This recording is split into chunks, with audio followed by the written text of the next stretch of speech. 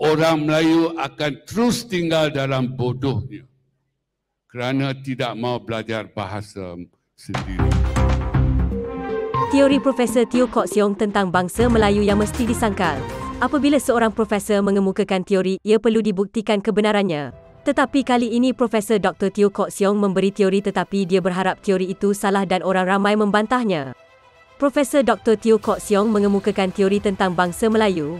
Menurutnya, teori ini mesti disangkal jika tidak bangsa Melayu akan hancur. Perkara itu disampaikannya ketika menjadi narasumber dalam temu bual di Pesta Buku Antarabangsa Kuala Lumpur 2022 Jun lalu. Respon saya ialah sikap orang Melayu sebagai penutur jati kepada bahasa Melayu, dan bahasa Melayu itu adalah bahasa bangsa mereka, bahasa Melayu adalah bahasa nenek moyang mereka. Jadi sikap itu perlu diubah. Dan dalam bercakap tentang hal sikap ini, saya ada satu teori. Dan saya berharap teori saya salah. Ini pelik ya. Seorang profesor mengutarakan teori dan minta orang bantah teori saya. Mana tak terima teori saya. Kalau teori saya diterima, jahanam bahasa Melayu. Kalau teori saya dibantah, hidup bahasa Melayu. Jadi apakah teori saya? Ini saya kira kali kedua, ketiga saya bercakap tentang hal teori inilah.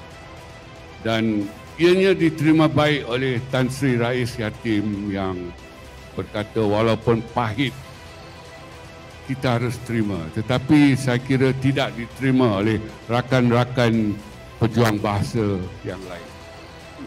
Teori saya ialah orang Melayu, Malaysia, bukan kelompok etno bahasa. Bukan. Jadi apa makna kelompok etno bahasa? Kita lihat orang Cina Malaysia. Orang Cina Malaysia adalah kelompok etno bahasa. Lihat bagaimana mereka mempertahankan bahasa Cina itu melalui pendidikan Cina dengan izin, overprotected. Padahal mereka tak perlu pun mempertahankan bahasa Cina sedemikian rupa kerana bahasa Cina akan berkembang maju dilindungi oleh tanah watannya, China, Hong Kong, Taiwan dan juga Singapura lah sedikit sebanyak. Tak perlu pun orang Cina Malaysia bermati-matian over protect the Chinese language, tetapi mereka melakukannya. Saya kira itu ia tanggungjawab etnik lah. Hari ini 170 tahun kemudian keadaannya masih sama. Orang Melayu sebahagian besarnya tak cakna terhadap bahasa Melayu. Yang pejuang ni boleh bilang dengan jari lah. Jadi itu teori saya. Orang Melayu bukan kelompok etno bahasa. Tetapi orang Melayu ialah kelompok etno agama. Jangan usik agama mereka. Jangan. Bila dipertikaikan tentang Islam, kita tengok yang membantah itu, yang nak jadi barisan hadapan sampai nak bunuh. Dan kawan-kawan Melayu beritahu saya yang nak jadi barisan hadapan tu, dia puasa pun tak pernah cukup. Sembayang pun jarang-jarang. Tetapi hina agamanya, mereka sanggup berada di barisan hadapan. Tetapi untuk bahasa mereka sendiri ikut memperlekehkan bahasa mereka sendiri. Pernah saya tegur sekumpulan pengamal media ni pada satu ketika dahulu dalam rancangan realiti ini, kan kita nak perkenalkan seseorang peserta itu, maka kita kata lihat playback ini, kan playback ini. Jadi saya pun kata takkan tak ada perkataan Melayu untuk playback. Dia kata ada paling belakang. Takkan itu maknanya. Maknanya mereka sanggup mempersendakan bahasa mereka sendiri.